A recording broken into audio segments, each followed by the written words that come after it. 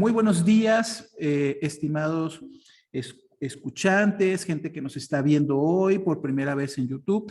Y hoy tengo el enorme placer de presentarles a alguien que para mí, bueno, yo aprecio y sobre todo admiro mucho, ¿sí? Es la doctora Luz de Lourdes Eguiluz.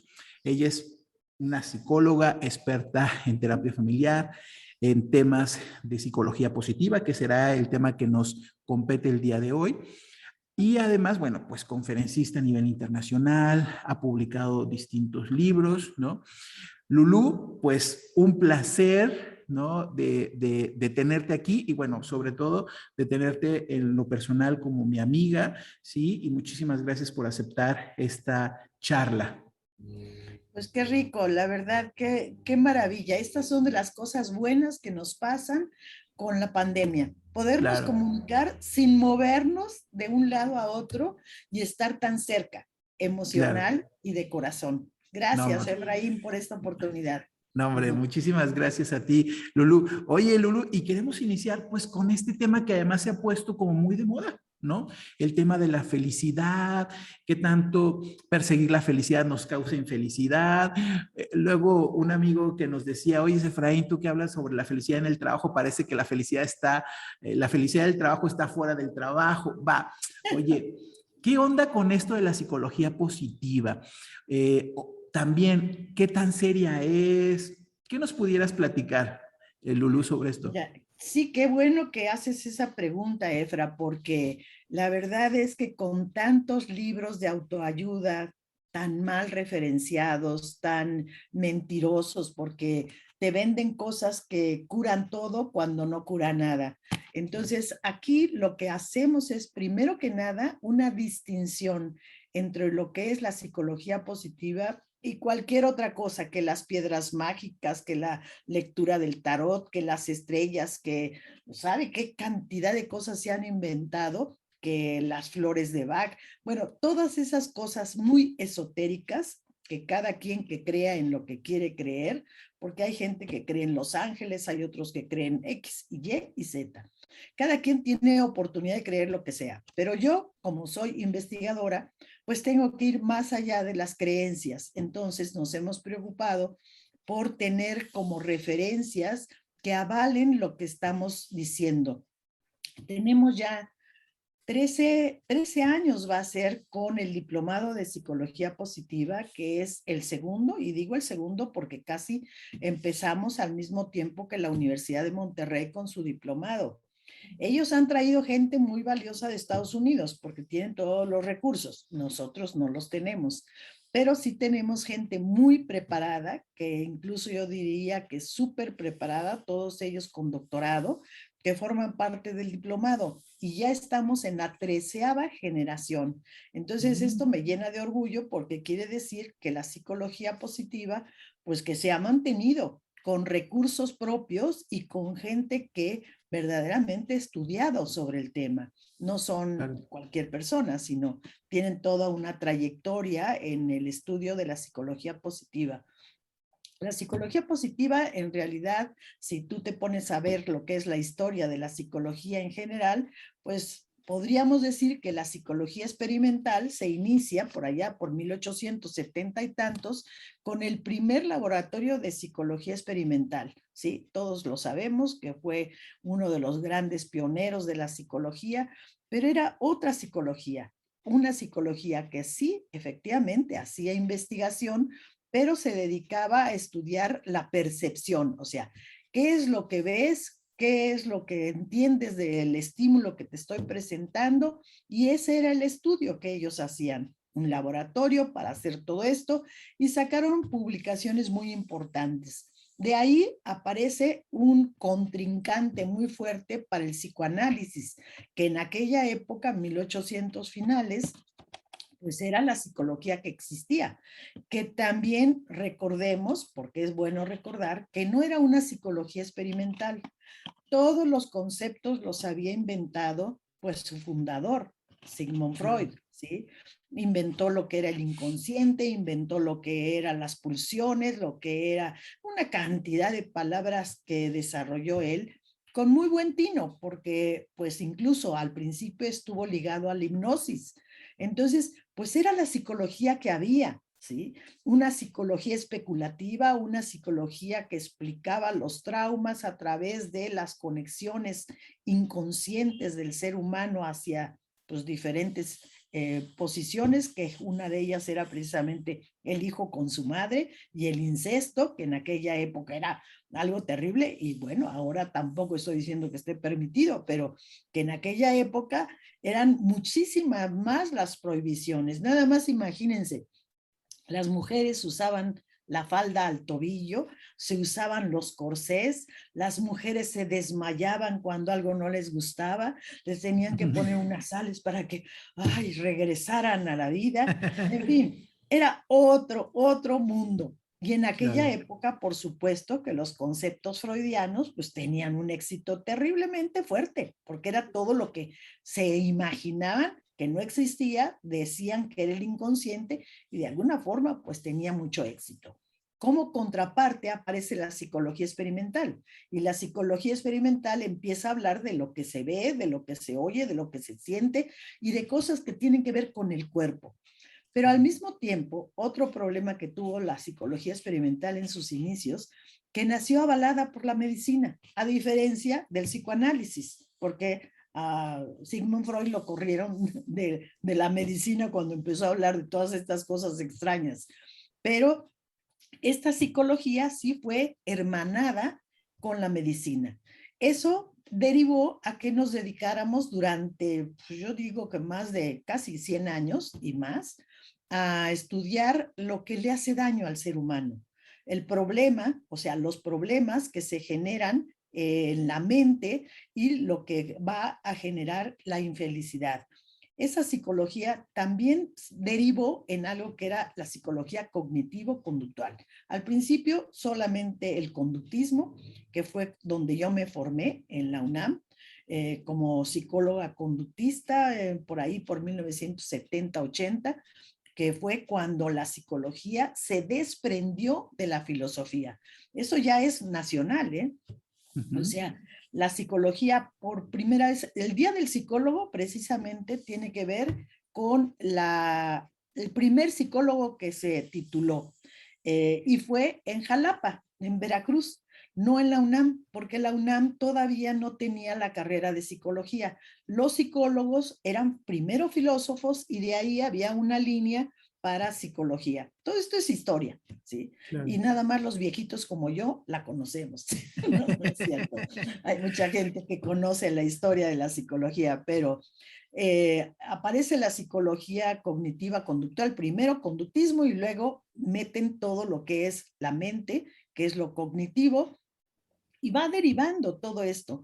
Pero hasta que aparece en el año más o menos 1999, 2000, aparece la psicología positiva. ¿Y cómo es que aparece? Pues claro que las cosas no aparecen de pronto, ¿sí? No es mágico que de pronto apareció, no, sino que Martin Seligman, que fue uno de sus fundadores, él convocó a una serie de personas que conocía y que estaban haciendo cosas que no tenían que ver ni con psicoanálisis, ni con cognitiva conductual, ni con humanismo, era otra cosa diferente. Estaban haciendo investigaciones sobre cosas distintas, de cómo la gente podría vivir mejor, cómo, por ejemplo, mi tesis, fíjate, mi tesis del doctorado fue también como para contarlo. Yo me titulé a través de la Universidad Iberoamericana, un doctorado en investigación precisamente.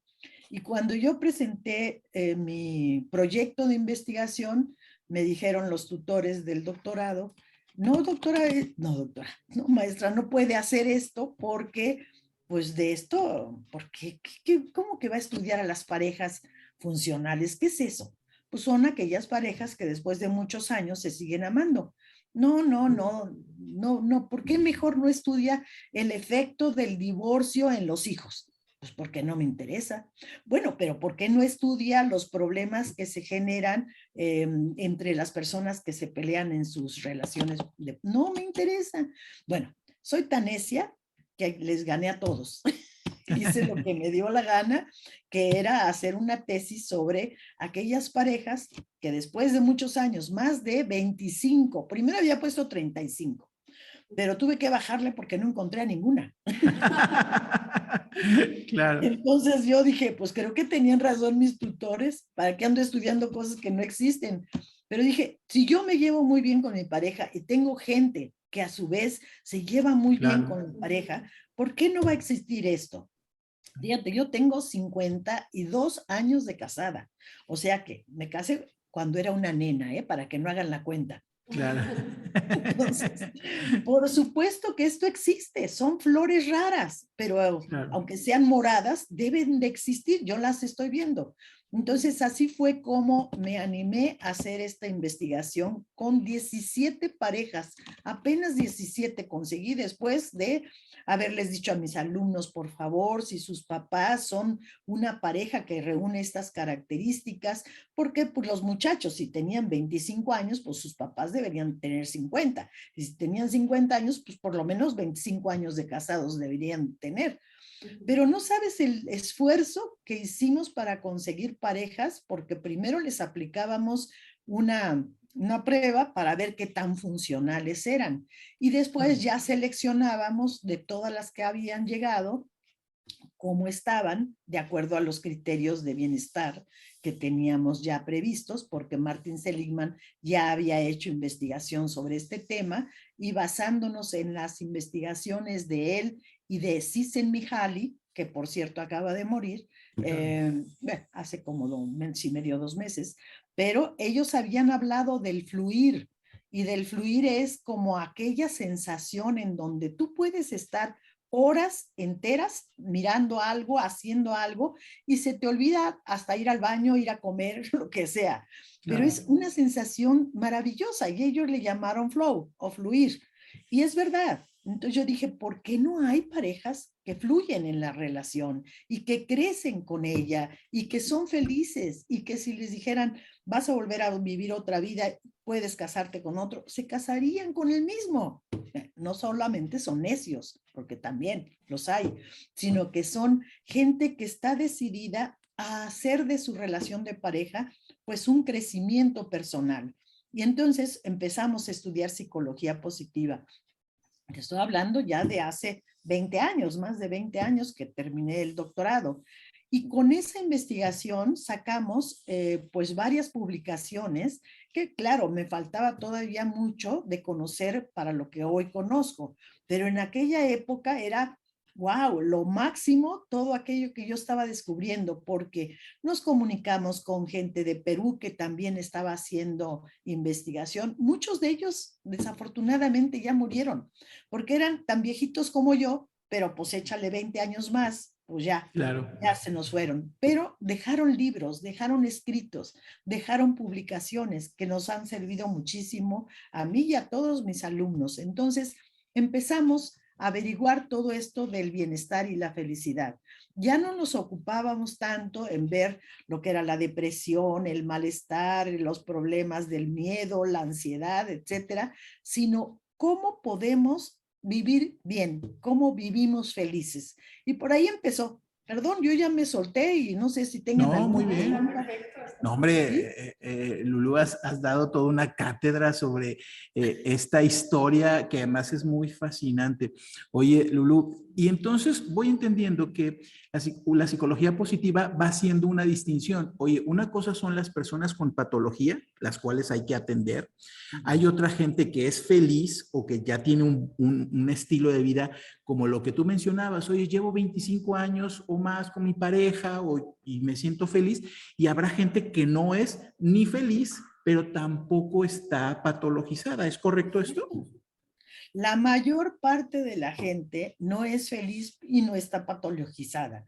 ¿Por Correcto. qué? Pues porque no sienten que estén mal, porque piensan que la vida es difícil. Y efectivamente, la vida puede ser difícil para quien la ve difícil, pero todo lo más oscuro siempre tiene un punto claro.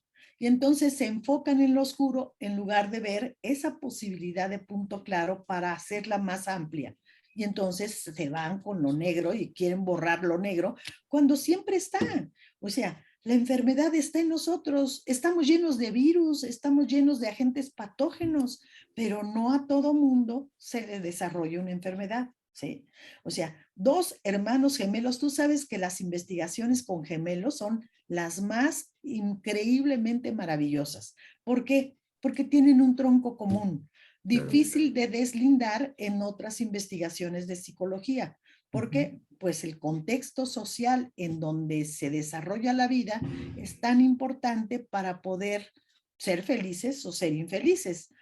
Fíjate, una de las cosas que yo les pido siempre a mis pacientes, que ya con el consultorio, se llama Clínica de Educación y Desarrollo, mi consultorio, tiene 32 años ya de existencia.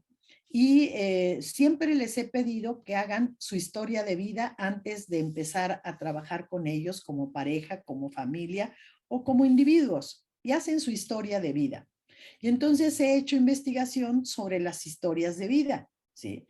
¿Qué dicen los hombres? ¿Qué dicen las mujeres? ¿A qué le llaman me siento bien? ¿A qué le llaman me siento mal? O esto me hace feliz o aquello me hace infeliz.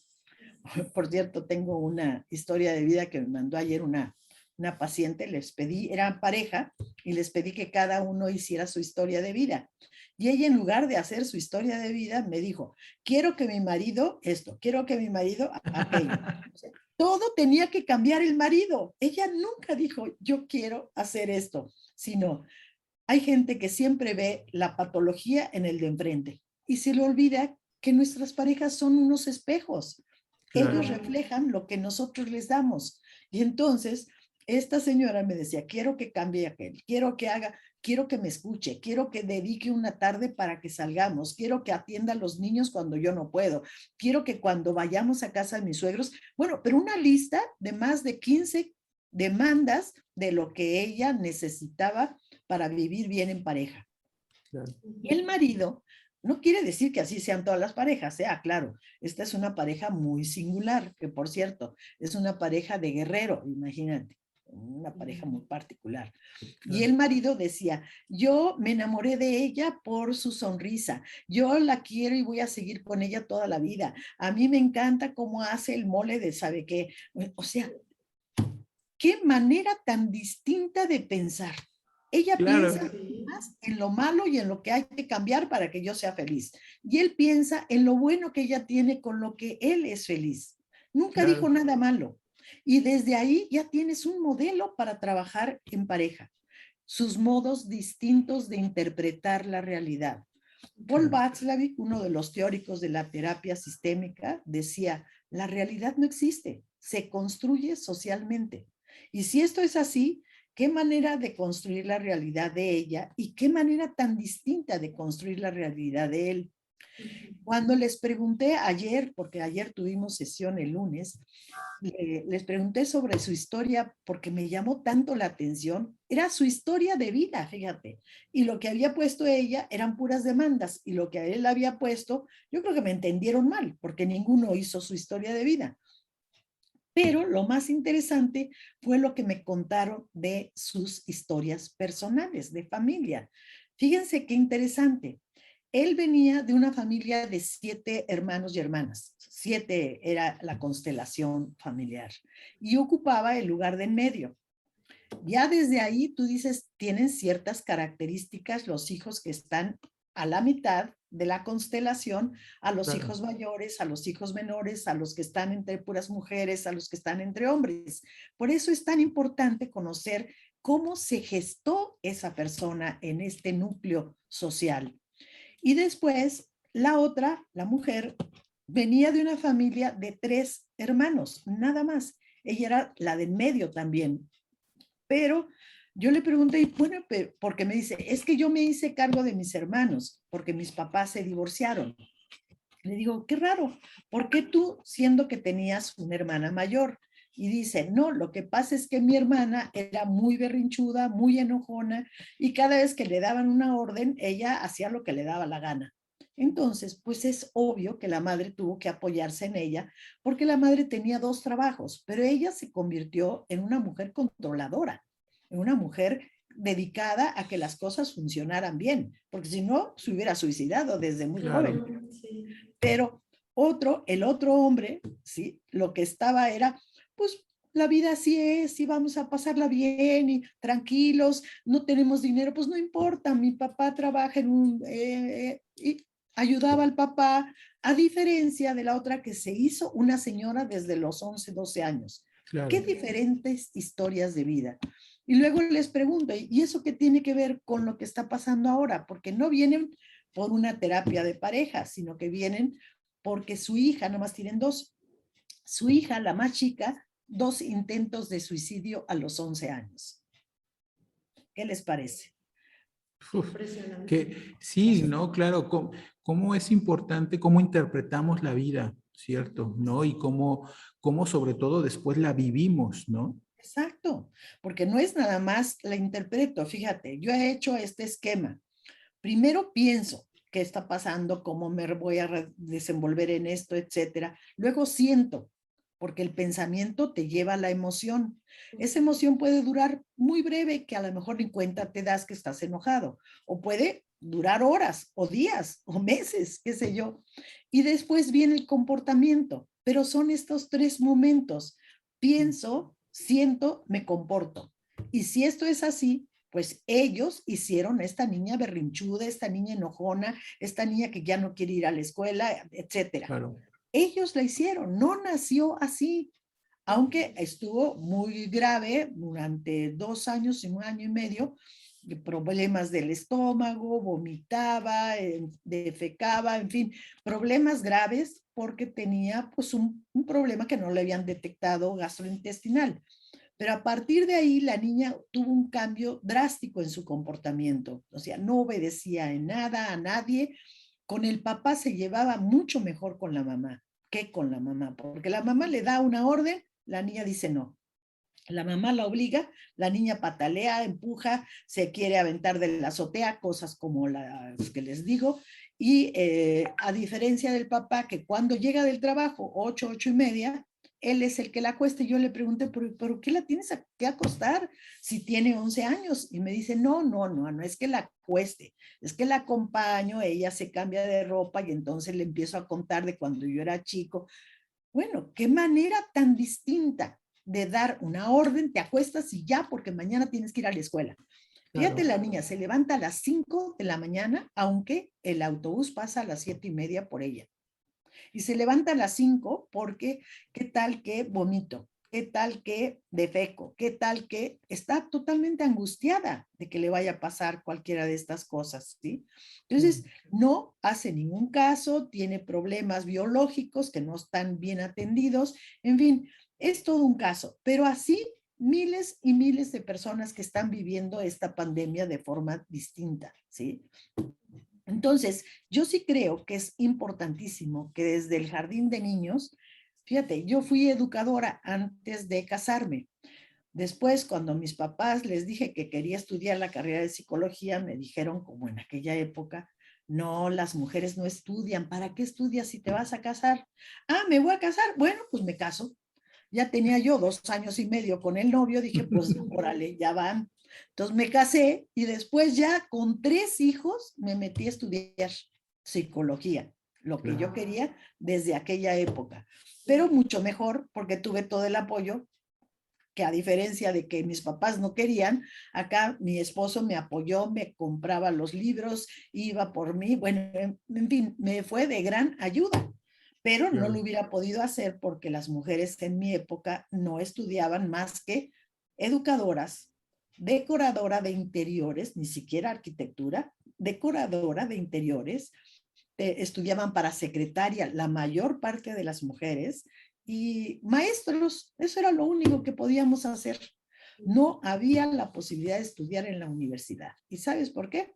Porque hay hombres, como si en el mundo no hubiera hombres. Es que son comunistas esos hombres de la universidad. No, ahí no vas a ir, ahí no, mejor cásate, sí, claro. Eso era la consigna. Entonces, pues yo aprendí a sacar provecho de lo poco que había. Entonces aprendí desde muy chica, no la teoría de la psicología positiva, sino cómo aprendes a ser feliz con lo poco que hay. Como este señor que Claro. te cuento. Nosotros Ah, éramos 8 en la familia, pues teníamos que cada quien rascarse con las uñas. Y así le hicimos. Ibas a preguntar algo, Melissa. Sí, Lulu, todo lo que has dicho se me ha hecho demasiado interesante, desde la historia hasta los casos. Y algo que me llamó la atención es que cuando platicas de este caso que la niña pues la hicieron, le enseñaron a ser berrinchuda, pues de alguna u otra manera ayudaron a que la niña fuera así. Mi pregunta es, ¿qué tan importante o qué tanto cambio habría si a los niños desde chiquitos en las escuelas les enseñaran un poquito de esto? O sea, porque Hombre, pues sí se puede aprender a ver la vida de diferente manera, no es como que nazco yo con un tipo de personalidad y ya me fregué, no, ¿verdad? O sea, no, sería una esto gran diferencia. que decía uno de los próceres de la psicología de la UNAM, que infancia es destino, es pura charlatanería. Efectivamente, puede ser destino, pero no la infancia en sí, sino qué vivieron estas personas cuando eran chicos, en qué contexto social, en qué mundo. Por supuesto que el niño, ahora sí que no era malo, sino lo hicieron. Es verdad, es cierto. O sea, imagínate que tú naces, por decirte aquí, en la colonia Bondojitos, que es una colonia o los doctores, que son colonias tradicionales de rateros. Entonces, tú naces ahí, tu padre es ladrón, tu madre hace lo que puede con el poco dinero que tienen, vende cosas que no son suyas, vende cosas que se ha robado el marido. Así está esa familia. Claro que al niño se le aplaude cuando se roba un tapón de coche. Entonces, ¿el niño era ladrón o lo hicieron? Pues lo hizo el contexto social donde nació, lo hizo la familia. Ese mundo particular hizo a ese niño ladrón, berrinchudo, desobediente. No nacieron así. Yo siempre le digo, ¿y así nació tu hijo? ¿Negándose a tomar la leche que le dabas? No, claro que no. Antes sí mamaba. Ah, bueno, entonces, ¿qué pasó con él? ¿En qué momento se volvió tan arisco, tan negativo? Pues tienes que reconocer que uno lo hace así. Claro. Si esto fuera una educación masiva desde el jardín de niños, tendríamos otro tipo de niños, entre comillas, porque pues tendríamos que modificar también a la familia. Pero fíjate, ahora sabemos el bien que hace simplemente concentrarte en algo. Vas a tener mejores calificaciones, vas a tener mejor desenvolvimiento social, vas a estar enfocada en lo que estás haciendo. Qué importante es eso. Eso se debe enseñar a los niños, enseñarlos a respirar correctamente. Ahora le llaman mindfulness. Claro, se la apropiaron los americanos. Pero ¿desde cuándo existe esta concentración para poder enfocarte en tu propia respiración? Milenaria. Si tú te vas a la historia de lo que es la meditación, te vas a encontrar que Confucio ya lo hacía, ¿sí? Y cualquiera de los grandes del mundo oriental se concentraba en eso. Buda hacía la posición yoga, se concentraba y respiraba. Y no es que estuviera dormido, sino que estaba meditando. Y estaba meditando en su propio desarrollo, estaba meditando en su propia individualidad, estaba viendo qué podía ser mejor. Y eso se lo podíamos enseñar a los niños. Una respiración diafragmática que hace mucho más provecho que si los pulmones, que tienen esta forma así, solamente se llena la parte de arriba y nunca la de abajo. Entonces, enseñarlos a respirar no te cuesta ningún trabajo. Es un ejercicio que los niños pueden hacer como sacarlos a marchar al patio. Bueno, enséñalos a respirar, enséñalos a concentrarse en su propia respiración. Que no estén piense y piense qué voy a hacer cuando llegue a mi casa, qué va a hacer mi mamá de comer, qué voy a, en fin, con quién me voy a pelear hoy. No, espérate, piensa y dedícate nada más a escuchar tu respiración. Es algo que se puede enseñar o aprender a enfocarnos en lo bueno. Me caí de la bicicleta, pues levántate. Primera cosa, ¿verdad? No te voy a levantar, pobrecito de mi niño. Claro. Mis hijos, me acuerdo que cuando se caían de la bicicleta, yo les decía, ay, hombre, no te pasó nada, ponle babas. Claro, se curaba con eso, claro. Así se curaban. ¿No? Pues eran sus propios microbios. Entonces, desde muy chiquito, se cayó su primo, se raspó la nariz y le dijo, pues ponle babas. Y el otro dijo, no me alcanza la lengua. Fíjate qué marranos, pero bueno. Oye, Lulu, y Eso entonces mismo. podemos aprender a ser felices. ¿Qué dice Claro. qué dice la ciencia sobre esto? ¿Qué es lo que nos has dicho hoy? Es esto que hoy está como también muy de moda, estas técnicas de concentración plena o mindfulness, esta parte de ser optimista, ¿no? Pero ¿qué más has encontrado tú? ¿Qué más dice la ciencia de la psicología positiva para ser felices? Bueno, primero te cuento qué fue lo que hicieron dos investigadores con los grandes recursos que les dan los Estados Unidos para hacer investigación. A nosotros nos dan muy poquito, pues con lo poco que hay que hacerlo. Pero ellos se fueron a ahora sí que a las civilizaciones aborígenes de los distintos países. Fueron a la India, a China, vinieron a América, porque América tiene Perú y México con grandes civilizaciones que crearon historias, ¿sí? Entonces, ver qué es lo que esas civilizaciones favorecían, premiaban, les gustaba para enseñárselas a sus hijos, a su descendencia, a sus ciudadanos. Y encontraron cosas muy interesantes. Primero que nada, encontraron 6 virtudes o 7 virtudes, que estas virtudes son muy importantes porque de cada una de ellas se desprenden una serie de fortalezas, ¿sí? Y esas fortalezas son las que te enseñan a bien vivir, ajá, porque todos las tenemos. Si tú entras a la página de Csikszentmihalyi, fíjate qué interesante, o a la de Martin Seligman, van a encontrar cuestionarios para que ustedes mismos se apliquen ese cuestionario y te mandan los resultados. Es así de bondadosa su página, pero ¿cuál es el interés? Que tiene más de 2 millones de personas que han entrado a su página, con lo cual ellos pueden hacer investigación. Y dicen, por ejemplo, los mexicanos son más felices que los ingleses. ¿Por qué? Si es un país tan carenciado.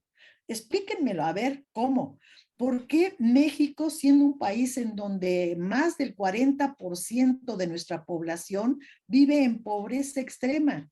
Si no tenemos vacunas para los niños con cáncer, qué tragedia tan horrible. ¿Por qué hay acaparadores? Bueno, ahorita no vamos a tratar ese tipo de problemas, pero ¿por qué, siendo que estamos tan carenciados, somos más felices que muchos países en vías de desarrollo o desarrollados, como puede ser Inglaterra, Alemania, la Unión Soviética, etcétera? ¿Por qué? ¿Qué características tiene el mexicano? Pues esa que puede florecer ante la adversidad. Y esto tiene que ver con estas fortalezas que descubrieron ellos, de cómo la gente, por ejemplo, mira, otra anécdota. Cuando yo estaba de directora de la Facultad de Psicología en la UNAM y tuve oportunidad de una invitación a Madrid y a Francia, a Italia, perdón, a Italia y a España, cuando regresé hablé con el rector y le dije, ¿por qué en las universidades de allá se vende vino en las cafeterías de adentro de la universidad y nosotros corremos a los muchachos si los encuentras bebiendo o haciendo cualquier cosa indebida según los reglamentos? Entonces me dijo, ¿por qué esos muchachos saben beber vino? ¿Cómo? ¿Y qué? ¿Los nuestros no? Pues igual se lo empinan, ¿no? Y me dijo, no, esos muchachos desde muy pequeños han aprendido a saborear. Y saborear es una de las fortalezas. Bueno, eso no me lo dijo el rector porque no sabía nada de psicología positiva, pero sí sabíamos ahora que cuando tú aprendes lo difícil que es sacar del cacao, de esa semillita tan sin chiste, un chocolate que se valora enormemente en Suiza, que en Alemania, bueno, el chocolate amargo es una delicia, que aquí en México lo disfrutaban nuestros antiguos mexicanos porque el cacao salió de México. Entonces, ¿qué significado le damos a eso? Que sabemos lo difícil que es hacer chocolate y eso te hace apreciarlo. Claro. Nuestros alumnos no conocen cómo se hace un vino, no saben qué es recoger una cosecha, no saben lo que significa aplastar las uvas y sacarles todo el jugo, no saben lo que son las barricas de roble blanco, nunca han estado en un lugar así, no saben disfrutar disfrutar y saborear. Si tú logras hacer esto, no te emborrachas, porque estás deleitándote con el color, con el olor, con el ver en una imagen de cómo se cuelga de la copa el vino. Estoy hablando del vino de uva, ¿sí? Del vino tinto. Entonces, vas a disfrutar eso, no te vas a emborrachar, porque ¿qué es el emborracharse? Es embrutecerte bebiendo más de lo que debes. Eso no está bien. Eso ni siquiera lo disfrutas porque la cruda es espantosa. Y por supuesto las tarugadas que hace uno cuando se emborracha, que yo nunca lo he hecho porque me enseñaron a beber vino mis parientes españoles, pero no lo saben. No saben lo que es disfrutar del cacao hecho chocolate. Probar el chocolate sin azúcar, el chocolate amargo, es verdaderamente un deleite. Entonces, en esa clase del diplomado, yo les llevo una botella de vino Eguiluz, que tengo parientes que hacen vino ahí en La Rioja, y probamos el vino, pero antes de probarlo, a ver, les paso un video de la cosecha. ¿Cuánto tiempo se lleva a recoger una cosecha? ¿Qué implica saber si esas uvas van a estar buenas para hacer tu vino? ¿Qué diferencia hay en un vino de La Rioja y un vino de la región del sur? ¿Qué diferencia hay entre un vino mexicano y un vino español? Tiene que ver con las uvas, tiene que ver con la cosecha, tiene que ver con el almacenamiento. O sea, todo esto implica saborear. Entonces, las fortalezas y las virtudes fue una investigación maravillosa que se hizo a lo largo de 2 años para encontrar fortalezas. Y entonces lo que tendríamos que hacer es ver la lista de fortalezas que son cada una de las virtudes. Si son 6, hay que tener 4 o 5 fortalezas, depende de que te van a salir cantidad de fortalezas que puedes enfocarte en desarrollar, haciendo la evaluación de cuáles son las que están bajas y cuáles son tus fortalezas que tienes en alto nivel. Si tú tienes estas fortalezas en la mayor parte en alto nivel, vas a ser una mujer feliz. Si las tienes en medio, pues más o menos, si están muy bajas, puedes hacer, como tú dices bien, Efraín, puedes desarrollar tus fortalezas para empezar a mejorar tu vida personal. Y sabemos que tanto un hombre como una mujer, dependiendo de sus historias personales, han vivido y han construido distinta forma de sus fortalezas. Entonces, primero que nada, habría que ver cómo estás, cómo están tus fortalezas y empezar a trabajar en ellas, ¿sí?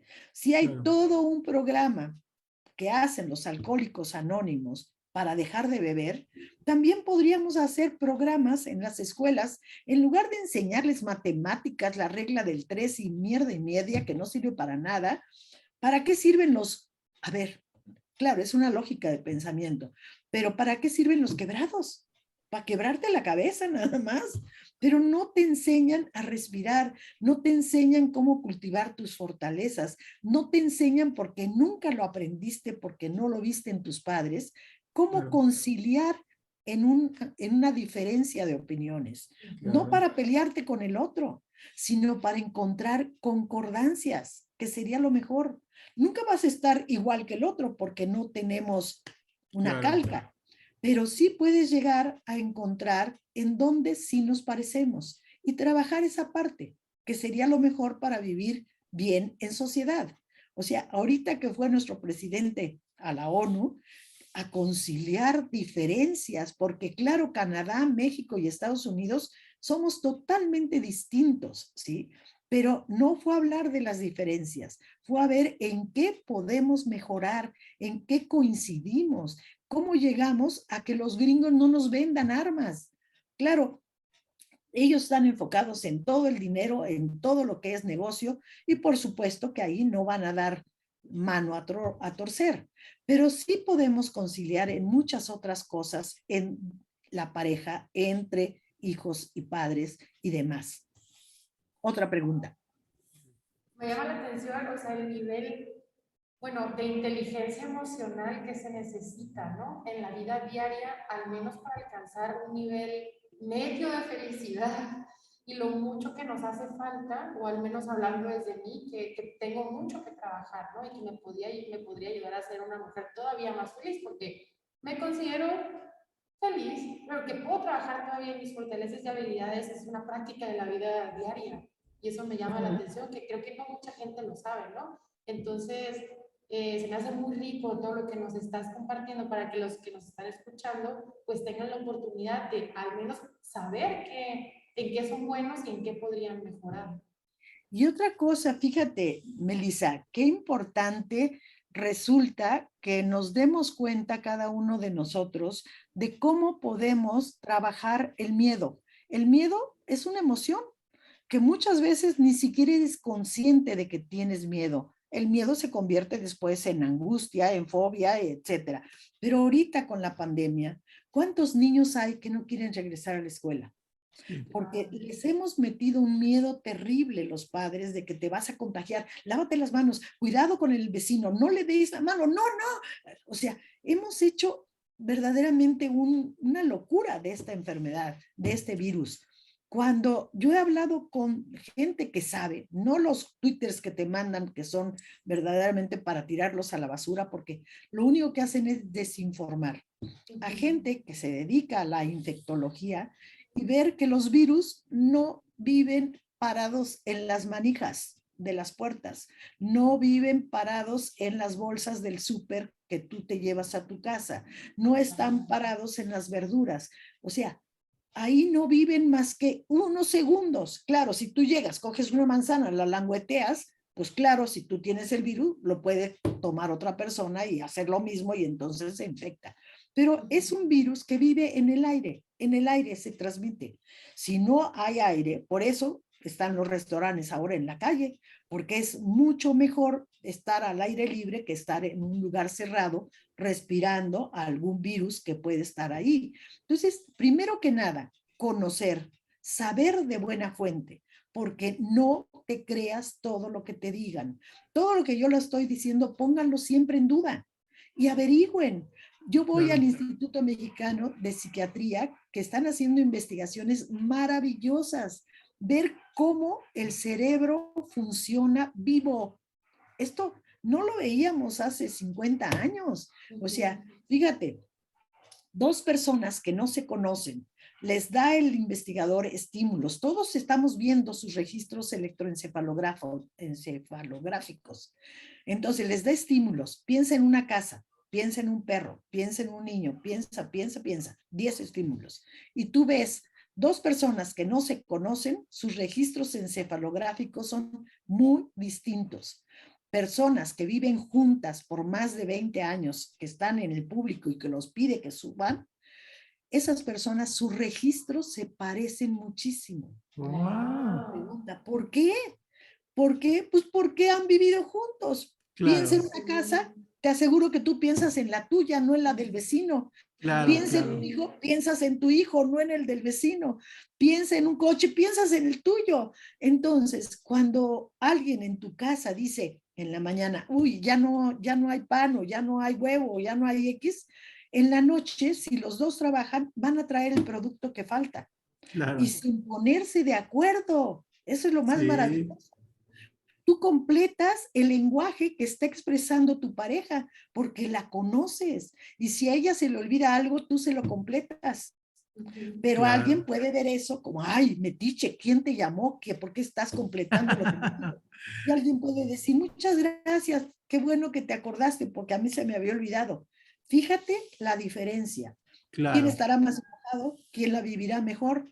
El que ve las cosas del otro como buenas, no como un enemigo. Lo hizo Cierto. para ponerme en ridículo, para demostrar que a mí se me olvida todo. ¿Qué van a decir mis amigos?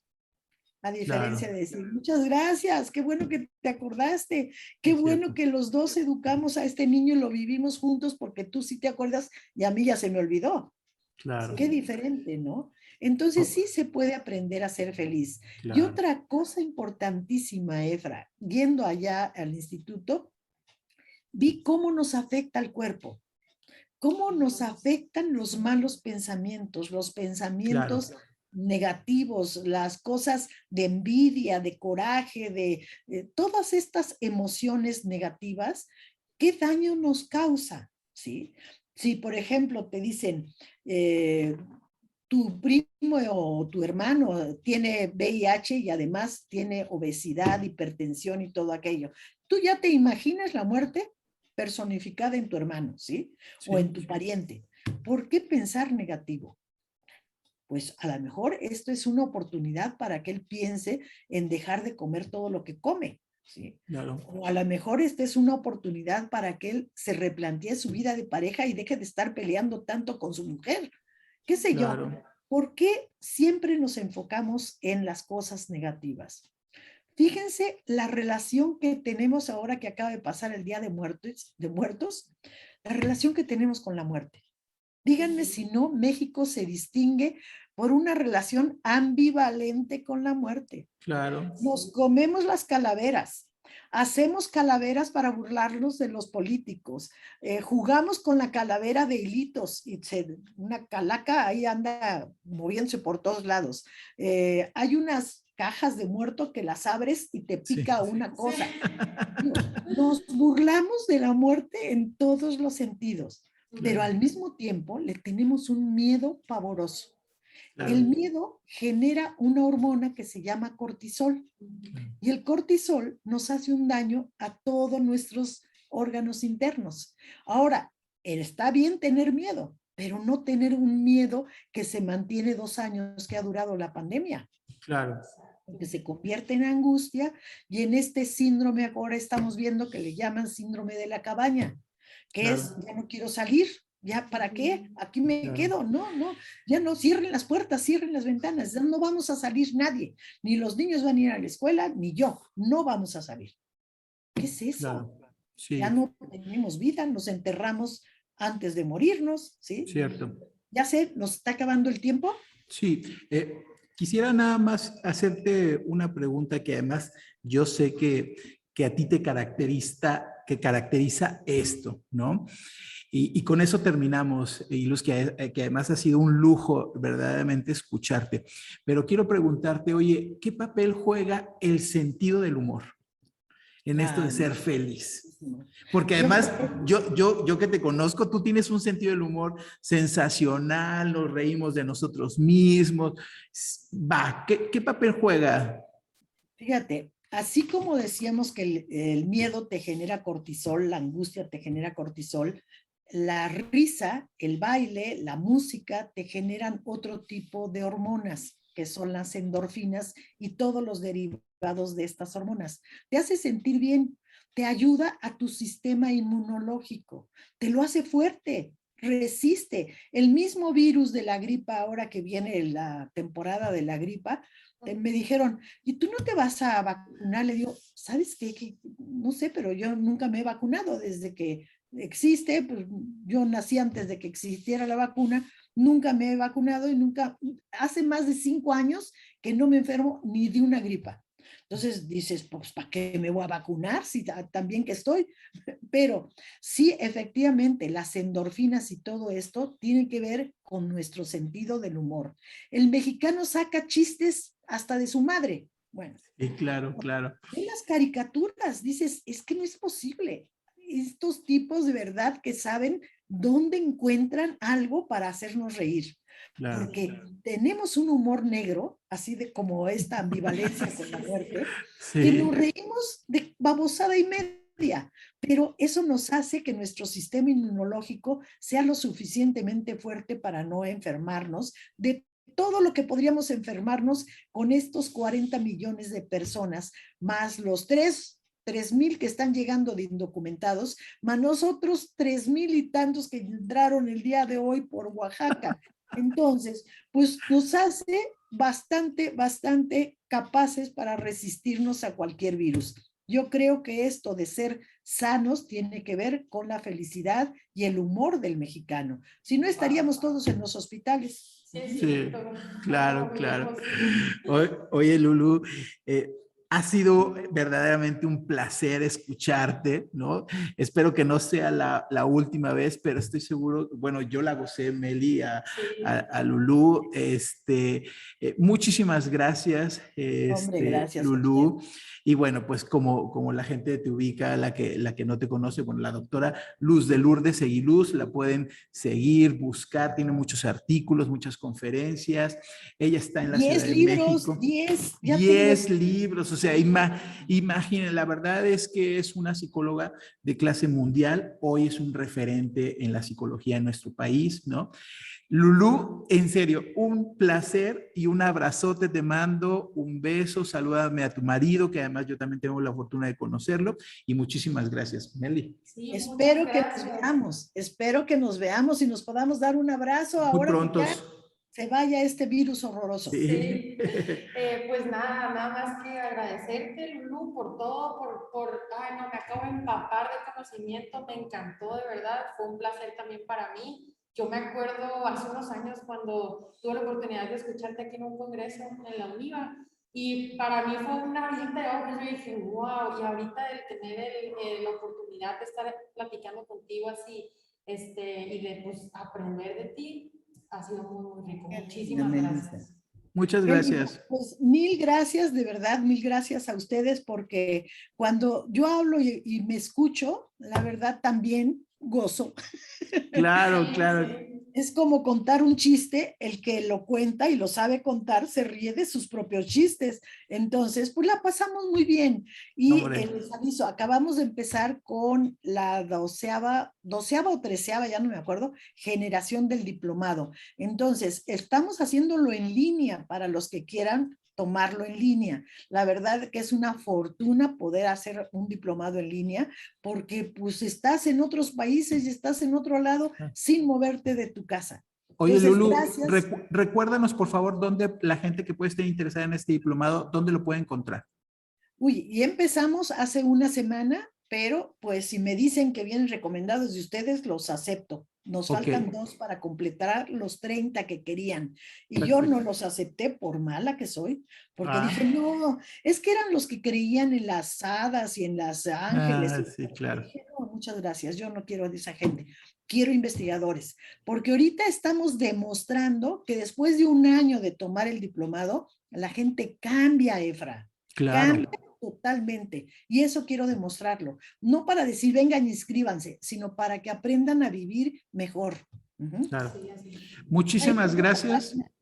¿Cuál es la página? ¿Cuál es la página, por favor? Es la página de la UNAM, Campus Iztacala. La UNAM Campus Iztacala. Ahí podemos encontrar el diplomado. La Educación doctora Luz de Lourdes. Sí. Lulú, un abrazote, un placer y muchísimas gracias. Chao. Gracias a ustedes. Espero verlos pronto. Claro que sí. Bye.